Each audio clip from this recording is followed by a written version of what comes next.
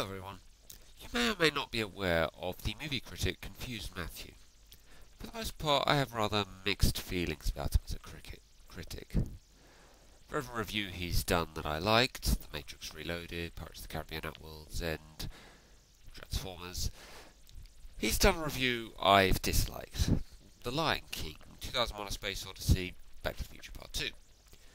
But as a person, he seems like a decent guy. He treats those who disagree with him with respect, and he appreciates all his fans. Therefore, I feel a bit uneasy about this response, because I don't want to do a Chase and attack or insult him.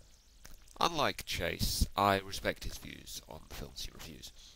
However, I figured if Matthew or any of his fans do feel this response is insulting to him, or they feel it's in bad taste, I can just take it down. Now, there are two reviews Matthew has done that I totally disagree with. Back to the Future Part 2 and The Lion King. And personally, I think the whole thing with The Lion King has been a bit beaten to death, and there really isn't anything more that can be or needs to be said about it. But for the record, I love that film. In the case of Back to the Future Part 2, however, I think there are still things that need to be said. There haven't been nearly as many responses to that review as there has to, say, 2001: A Space Odyssey. I felt the need to do this. I'm going to take a leaf out of Chase's book, and I'm going to be reading from notes throughout the entire response. I will also be quoting Matthew a lot. And I want to apologise in advance if I do come across as insulting to Matthew.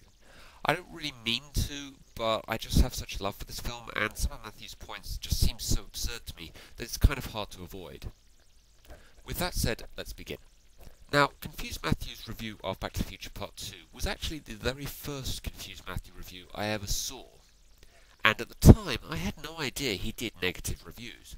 So when he opens his review by saying, Back to the Future Part 2 is one of the worst sequels ever to be put to film, I was genuinely shocked.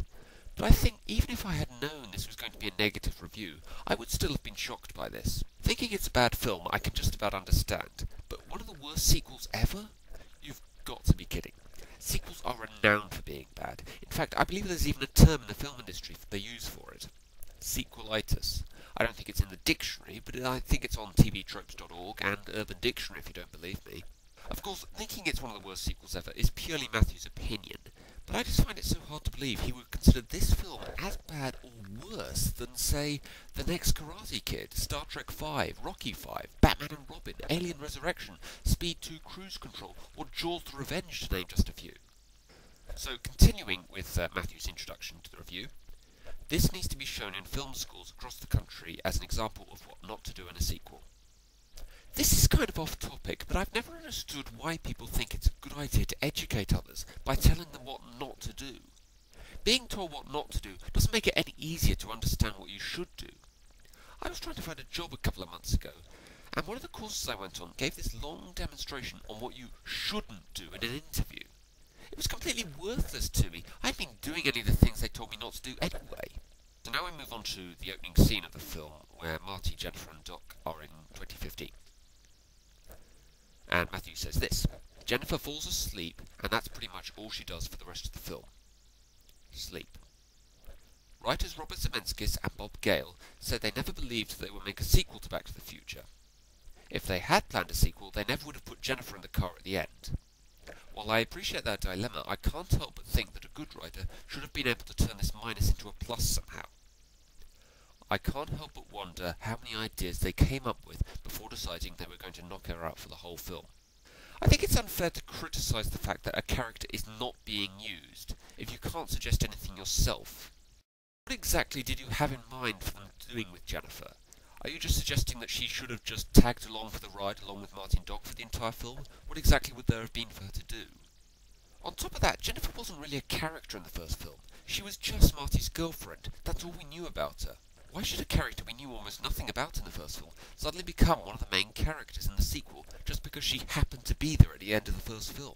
Just because Zemeckis and Gale could have made Jennifer a main character in the sequel doesn't mean they should have done. Going back to your example of what not to do in a sequel comment, I would say one of the main things you shouldn't do in a sequel is turn characters that only played minor roles in the original into main characters.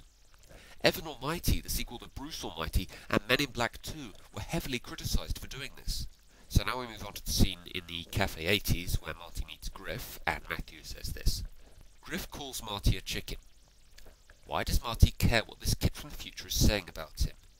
This is the setup for the third film, where Marty overcomes this compulsion to fly off the handle whenever anyone calls him a name. Whether this works in the third film is arguable, but it doesn't work in this one. The whole Marty hates being called chicken thing in both the second and third films is all part of the same story arc, so I really don't understand why you would think it might work in the third film, but not work in this one.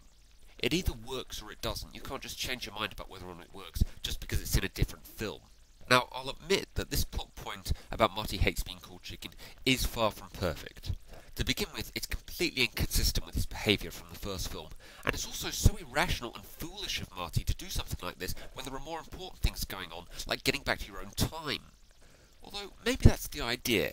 It's foolish of Marty to behave like this, and it creates problems as a result. Therefore, it's something that needs to be resolved.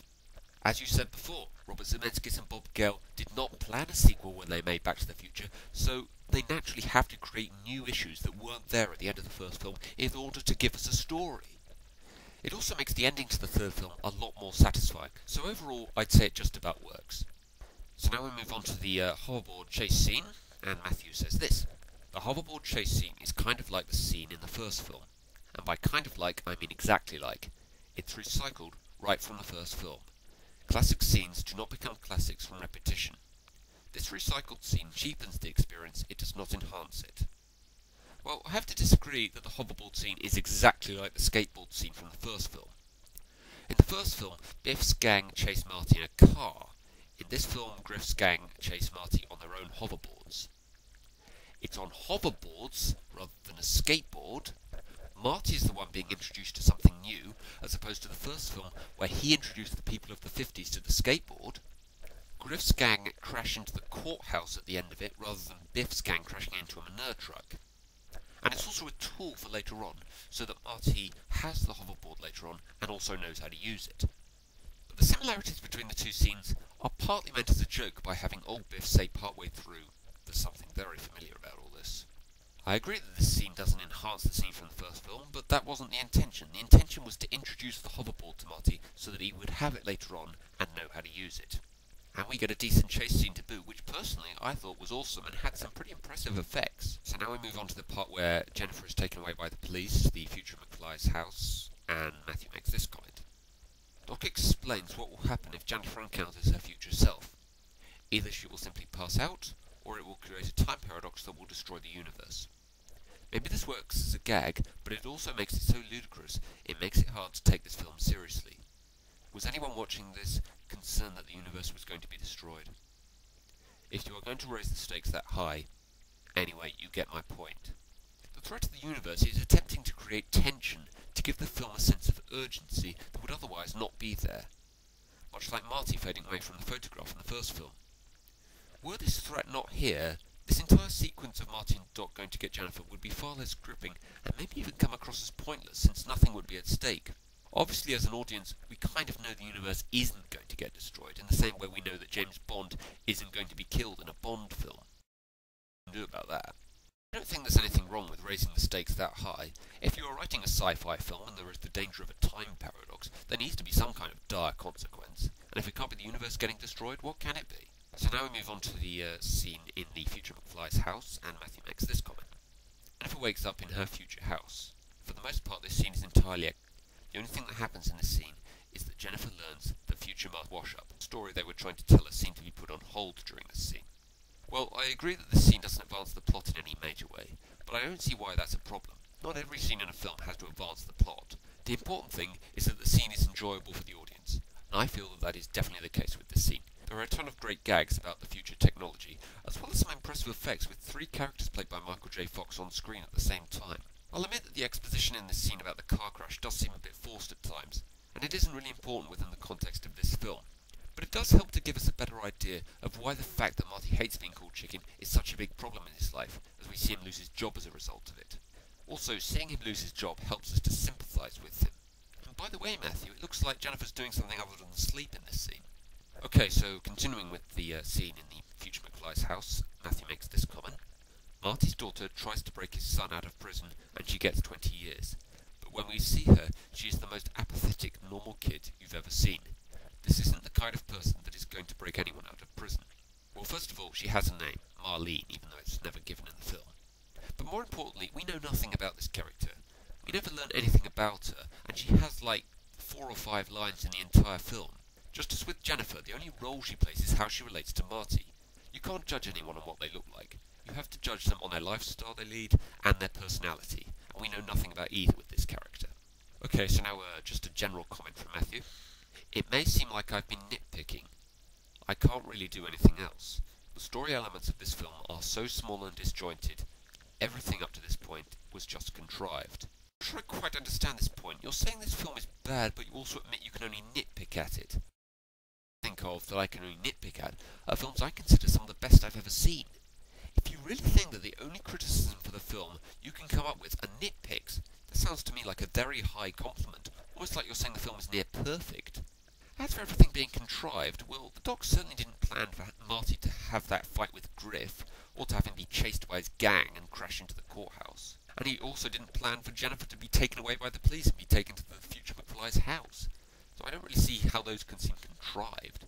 Also, to say the story is disjointed, but also say it's contrived, almost sounds like a contradiction of terms. So now we move on to the part where old Biff takes the DeLorean, and Matthew makes this comment. Biff steals the DeLorean, and somehow magically learns how to use it. Using the DeLorean seems fairly self-explanatory to me. You just put the time you want to go to into the keypad, and that's it. The only thing you really have to figure out is getting it up to 88 miles per hour. And we don't actually see him leave for the past, so for all we know it may have taken him a while to work it out. But it's a time machine. He's basically got all the time he wants to figure out how to use it.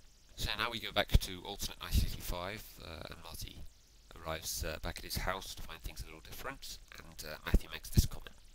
The Terminator comes through the door. Oh wait, it was slightly less ridiculous than that. The guy with a baseball bat comes in. A guy with a baseball bat is slightly less ridiculous than the Terminator. I'm sorry, I just don't see that. This scene is the first demonstration to us and Marty that things are different now and have changed for the worst. I don't really see what's ridiculous about that. And then continuing with Matthew's comments about the alternate 1985. The alternate 1985 is just ridiculous. Oh wait, did I say ridiculous? I meant interesting. It's the most dank, dark and depressing place I've ever seen in my life. I can't possibly take it seriously. Yeah, that's sort of the idea. The alternate 1985 is meant to be over the top, and it's meant to be a horrible place. A place Marty and Doc obviously cannot possibly live in, and therefore they have to fix things. Think about it. If it had been a nice place, Marty and Doc would probably have just left it the way it was. And that would have been the end of the film. Much like in that Simpsons where Homer wipes out the dinosaurs, and when he comes back to his own time, he finds he has a nicer house, the kids are well behaved, and Patty and Selma are dead, so naturally he just decides to keep it that way. I don't really understand the "I meant interesting" comment. If that was meant as a joke, well, then I don't get it. But anyway, I certainly took this place seriously. It's a reality where people have guns and are murdering people all over the place. If that's not a serious problem, I don't know what is.